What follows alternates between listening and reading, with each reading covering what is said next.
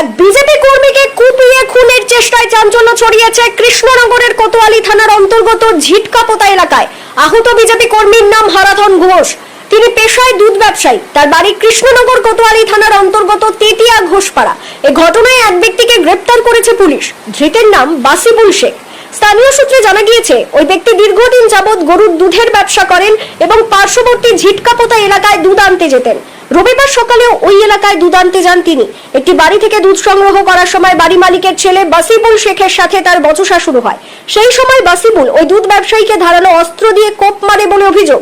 এর ফলে গুরুতর জখম হন তিনি। তাকে উদ্ধার করে শক্তিনগর জেলা হাসপাতালে নিয়ে যাওয়া হয়। অবস্থার অবনতি হওয়ায় তাকে কল্যাণী এইমসে স্থানান্তর করা হয়। এই ঘটনায় ব্যাপক চাঞ্চল্যের সৃষ্টি হয়। খবর পেয়ে হাসপাতালে উপস্থিত হন কৃষ্ণনগর দক্ষিণ বিধানসভার বিজেপি বিধায়ক সাধন ঘোষ। স্থানীয় সূত্রে জানা গিয়েছে অভিযুক্ত বাসিবুল শেখ মানসিক ভারসাম্যহীন। খবর পেয়ে ঘটনাস্থল থেকে অভিযুক্তকে আটক করে কোতোয়ালি থানার পুলিশ। পরে তাকে গ্রেপ্তার করা হয়। ব্যুরো রিপোর্ট, জি নিউজ বাংলা। খবর পেলাম হারাধন ঘোষ, বাড়ি তেতিয়া। উনি পেশায় দুগ্ধ ব্যবসায়ী। উনি রেগুলারের যেমন উনি দুধ দোয়ান, আজকেও সেই প্রতিদিনের মতো আজকেও গরু দোয়াতে গেছে দুধ কিনতে ঝিটকিপোতা একটা মুসলিম গ্রাম। তো সেইখানে কিছু ছেলেপেলে তাকে আক্রমণ করে, দা দিয়ে তাকে হত্যার জন্য মাথায় একের পর এক কোপাতে থাকে।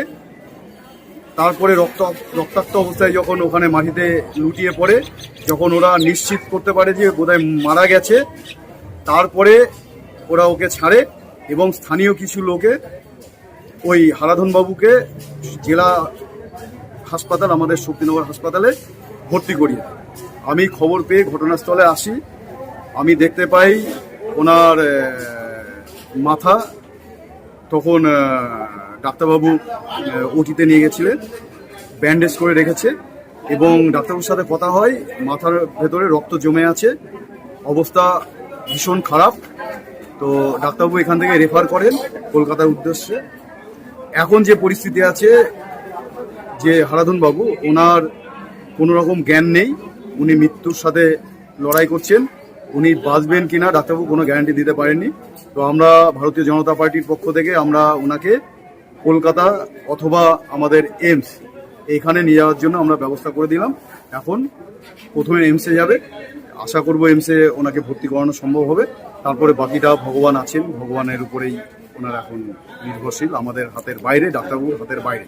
এখনো পর্যন্ত খবর পেলাম একজনকে গ্রেপ্তার করেছে, আর বাকিগুলো এখনো গ্রেপ্তার হয়নি।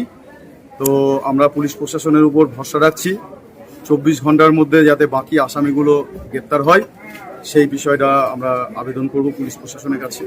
এইভাবে চারিদিকে আমাদের বেছে বেছে ভারতীয় জনতা পার্টির কার্যকর্তা তাদেরকে আক্রমণ করা হচ্ছে। কারণ তৃণমূল হেরে গেছে, তৃণমূলের পরিকল্পনা ছিল তারা ক্ষমতায় আসবে, তারা যে লুটতরাজ চালাচ্ছিল হঠাৎ করে বন্ধ হয়ে গেছে। সেই হিংসা, সেই যে প্রতিহিংসা, তারই ফলস্বরূপ আজ আমাদের ভারতীয় জনতা পার্টির কার্যকর্তাদেরকে একের পর এক এইভাবে হেনস্থা হতে হচ্ছে। উনি আমাদের বিজেপি কর্মী ছিলেন, আমাদের যে মণ্ডলের সহসভাপতি, তার ভাইপো।